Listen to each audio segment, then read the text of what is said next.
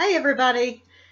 I just wanted to talk today a little bit about what's going on in the world and what's going on within us and spiritually, what it all means, what's going on in the planets and the stars a little bit. I'm not an astrologer, but I'm a little bit familiar. And I know that the energies this week have been crazy, crazy, crazy. And last week I talked about the energies of June and how there were a lot of big changes coming, a lot of things that were maybe coming unexpectedly, things that would change our world. And as we know, in the past week, there's been a lot of a racial unrest. There's been a lot of protesting, a lot of really strong energy currents running through our country here in the US, and I'm sure around the world as well.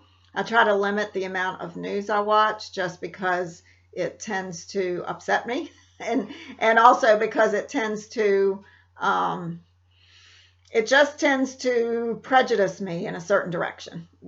I have opinions just like everybody else, and I try to keep my opinions out of my spiritual work as much as I can. Sometimes I get very passionate, and I try not to do that.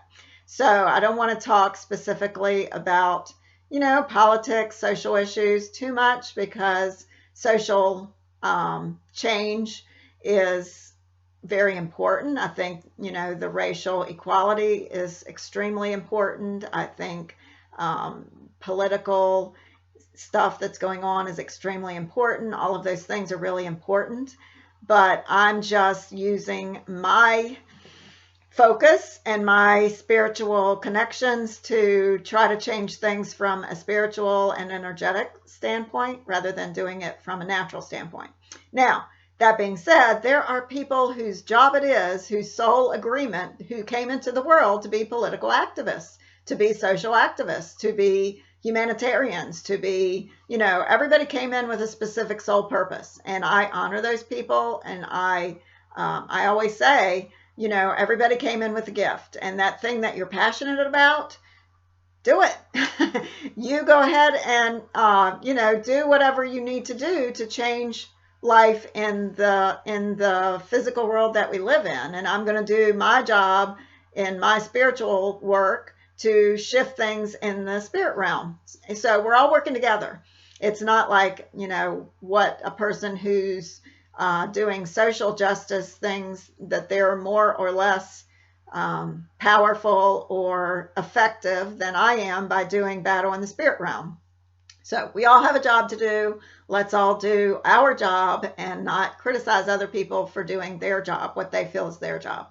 We all are spiritual beings having a physical experience here on the earth realm. So we're all in our physical bodies. We are all limited to our physical body experience in the earth. We all have decided to live in an earth body. And so there are things that we are limited to do. We have a specific amount of power to create change in our world. Sometimes that change doesn't come as quickly as what we would like.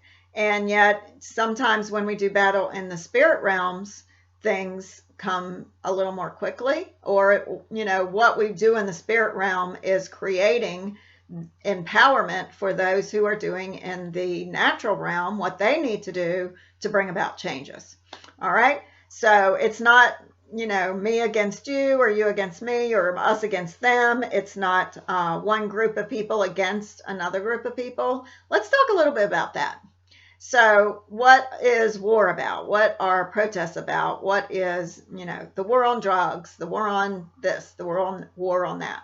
Whenever we push against something, that something is going to push back. And so, anytime there's conflict, there is two forces pushing against one another. And I'm not saying that that isn't an effective way of bringing about change, but it's not as effective as connecting with what you want rather than what you don't want. Okay? So a lot of times we make the mistake of saying, well, I'm against racial inequality, which I am. I'm against that. I think that we're all one. No matter what the color of our skin, no matter what our social standing is, our economic standing, that in some way we're all connected. We're not, I wouldn't say that we are all exactly the same. Obviously, we're not exactly the same. We all have our own particular skills. We all have our particular weaknesses. I am not really good at certain things. I am really good at doing spiritual work. I'm not really good. Recently I was tasked with educating my grandchildren because there was no school. I'm just not really good at that. I'm not. And so there's other people who are gifted in that area. And I was even contacting some of my clients and my students who are teachers and saying, oh, what do I do? What do I do? I just can't do this. And whenever somebody has a spiritual thing, then they come to me. And so we're all good at different things. So let us all honor one another's gifts. Let us all honor that. And, I honor those who are gifted in the area of communication. I honor those who are gifted in different areas. And I'm gifted in spiritual communication. I'm pretty good at that. And yet I'm not gifted in arguing politically. I am not gifted in, standing up for political rights or human rights or, those kind of things. I'm not good at teaching my granddaughter to tell time or to read. I'm okay at it. I am not great at it. And I don't have a lot of patience in that area, and I'm not skilled. And so we have to honor what our skill set is. We have to honor what we're really good at. And yet, let's go back to what I was saying earlier about pushing against. Whenever we push against something, that something is going to push back. That is one of the laws of the universe. Pushing against, you're going to create resistance. And so whenever you are resisting something, you are going to have to expect that that something is going to push back against you. And so whoever is, I'm thinking of like arm wrestling or whatever, say these two hands, one hand's pushing against the other. If my right hand is stronger or my right side of my body is stronger, then I'm going to be able to push this, over in a certain direction. And so whichever side is stronger is usually the one that's going to win. Now, that being said, what if instead of pushing against with that, we took a different approach and instead tried to educate people on, what is the right way to do things? I don't know what the answer is. That's not my gift. What I can do as a spiritual person when I see a problem is I can go into the spirit realm and get direction on a plan of action. What can we do to ease racial tensions? What can we do to effectively battle the virus? What can we do to create more unity between countries who are fighting against each other? What can we do? How can we compromise? How can we listen to the other person's point of view? How can we acknowledge and honor each side and the way that they are looking at the situation? What can we do? And so what I can do as a spiritual person is I can send out the energy of peace and quiet resolution. That's what I can do. And whichever side, or maybe hopefully both sides, are open to that, then hopefully they can come to some sort of agreement that this is an inequality, this is a solution, and let's come up with something that is going to be beneficial for everyone. That being said, years and years ago, when I was going through my divorce, and a lot of people come to me who are going through those kind of things. What I decided when I was going through my divorce was I wasn't going to fight. I just wasn't going to fight. And so every day I would say to the universe or God, whoever was up there listening, my greater power system, I would declare into the air, into the universe, that I declared the best possible outcome for everyone concerned. That being said, I meant that I wanted what was best for my daughter. I wanted what was best for my ex-husband. I wanted what was best for me.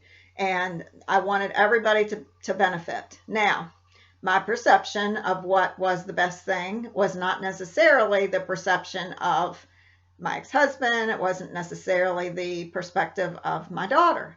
It wasn't necessarily everybody's perspective that what occurred was best for everybody. But my intention was that I wanted a peaceful resolution to a disagreement or a dissolution of an established relationship. So, that being said, can we bring that into the things that we face in our world today? I don't know. I don't know if we can or not. I hope we can. I send out the energy of peace, peaceful resolution to both sides of the racial issues, to both sides of the political issues. I send it out to anybody whose energy field is susceptible to receiving that energy. Obviously, if I send a box of chocolates to someone, they have the option of receiving that box of chocolates or giving it back. And so, not everybody who you send that energy out to is going to receive it. Maybe they'll send it back. And if they do, just say, well, I declare that if the energy of peaceful resolution is not received by the parties who need to receive it, then it may be received in the best possible way to whoever will receive that energy, or may it be sent back to me. So that being said, I know I try to keep it under 10 minutes so that I don't lose you guys. I really want to encourage you to look at things from more a spiritual standpoint as we go through this very tumultuous experience that we're going through right now. The energies are crazy. If you live or if you're dwelling or you spend most of your time in an area that is experiencing unrest, I wish you peace. I encourage you to really focus on protecting your energy field from all of those energies that's flying about through the air, through all the political stuff that's going on, through all the social unrest, through all of the, the protests, the riots, whatever is going on in your area. And I really encourage you to exude peace, be peace. If we want to have peace in our world, we have to have peace within our own hearts. So let's start there. All right, have a blessed day, a blessed week, and we just send out the energy of peace and love and compassion to everyone who is experiencing unrest in their world.